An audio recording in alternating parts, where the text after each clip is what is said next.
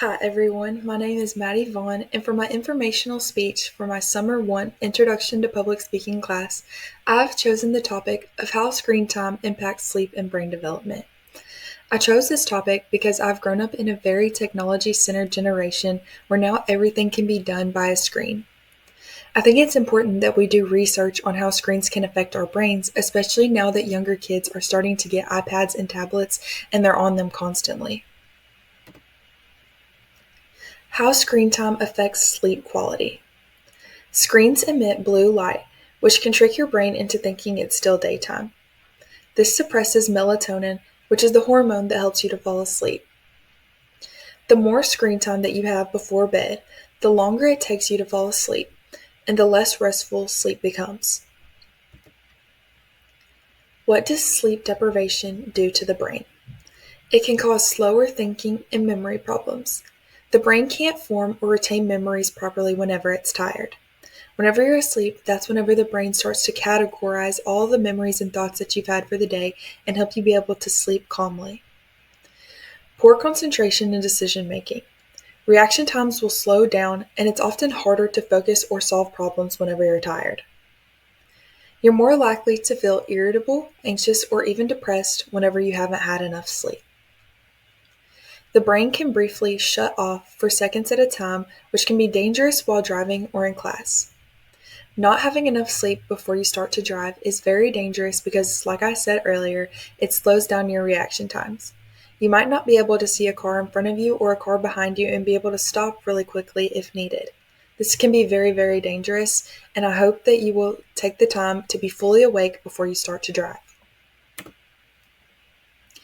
How screen time affects brain development in teens. Teens' brains are still developing. The prefrontal cortex, which controls decision-making and impulse control, continues to develop until your mid-20s. Excessive screen use has been linked to lower attention spans, reduced memory, or even delayed language skills in younger users. As a future teacher, I've seen reduced attention spans in younger kids, and I feel like this is very much linked to the fact that now they have iPads and iPods and all kinds of technology whenever they're younger, and they sit in front of a screen all the time instead of going outside and playing or really focusing on their motor skills. Can screen time affect my emotions and mental health? Yes. High screen use has been proven to increase anxiety, irritability, and even symptoms of depression. Screen overuse causes an increase in dopamine spikes, which can lead to an addiction-like behavior. This behavior reduces the brain's ability to manage stress and emotions, which can weaken the body's ability to make proper decisions. Tips for healthier screen habits. Set a screen curfew.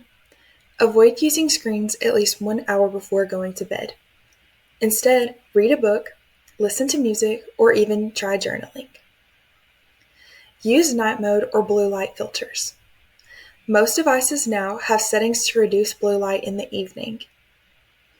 Track and limit your screen time. Apps like Screen Time on iOS devices or Digital Wellbeing on Android devices can help you to monitor your habits.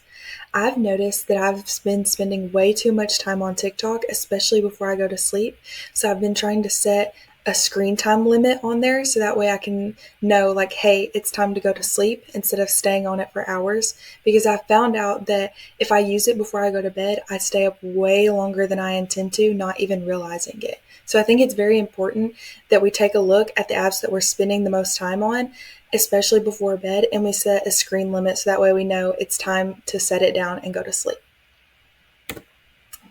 Control your screen time habits before it controls you.